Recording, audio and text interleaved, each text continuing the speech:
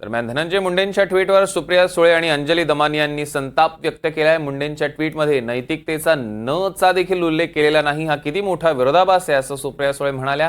तर डॉक्टरांनी काय एका रात्री सल्ला दिला का? काल तर चांगली फेरफटका मारत होतात अशी टीका दमानी यांनी केली आहे। त्यांनी नैतिकता, केस, अवधा, एक्स्टॉर्शन, खून किंवा कौटुंबिक हिंसाचार, हार्वेस्टर मध्ये केलेले पैसे, पीक विम्यामध्ये केलेला भ्रष्टाचार ह्याच्या कशाचाही उल्लेख केलेला नाही।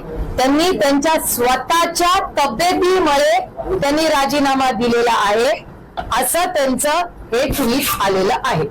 त्याच्यामुळे त्यांच्या पक्षाला, मला आणि महाराष्ट्र सरकारला मला अतिशय विनम्रपणे विचारायचं आहे की माननीय डीसीएम आणि माननीय भुजबळ साहेब हे म्हणतायत नैतिकतेवर त्यांनी राजीनामा दिलाय, पण ज्यांनी राजीनामा दिलाय त्यांचं म्हणणं काहीतरी वेगळंच आहे आणि हे त्यांच्या ट्विटवरच आलेलं आहे।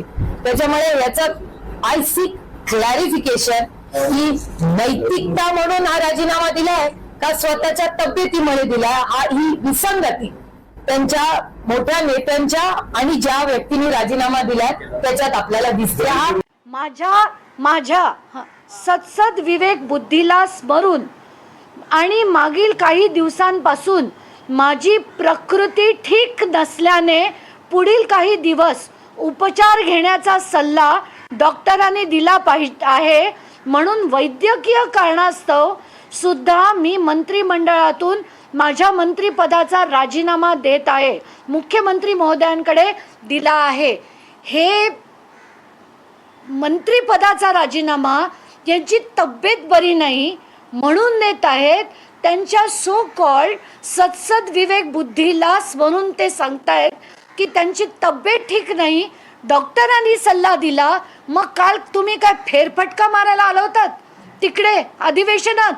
काल तर तुम्ही ठणठणीत दिसत होतात, सगळ्यांची गप्पा टप्प्या भेटी गाठी सगळं झालं आणि तुम्हाला डॉक्टरांनी काय रात्रीच सल्ला दिला? अरे तुम्हाला लाज नाहीये, लाज नाहीये। म्हणून मी म्हणत होते की या माणसाचा राजीनामा नाही, त्याची हक्कलपट्टी झाली पाहिजे, त्याला बडतर्फ केलं गेलं पाहिजे।